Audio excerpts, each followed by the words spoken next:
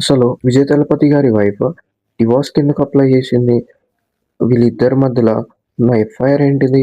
ఆ కొత్త యాక్ట్రెస్ ఎవరో ఈ వీడియోలో తెలుసుకుందాం.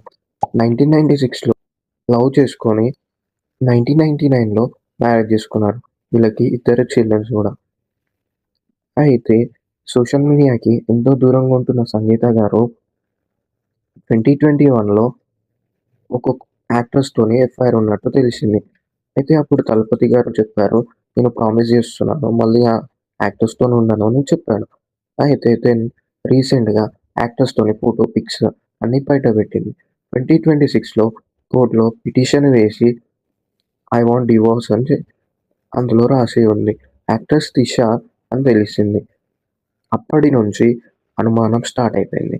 ఇప్పుడు డివోర్స్‌కి అప్లై చేసిన సంగీత గారు ఇప్పుడు వచ్చిన కొత్త చిక్కు ఏందంటే, సీఎం అవ్వాల్సిన తలపతికి పెళ్ళాన్నే మోసం చేసిన వాడు రేపు సీఎం ఏమవుతాడని అందరూ కామెంట్స్ చేస్తున్నారు. మీ ఒపీనియన్ కూడా కామెంట్ చేయండి.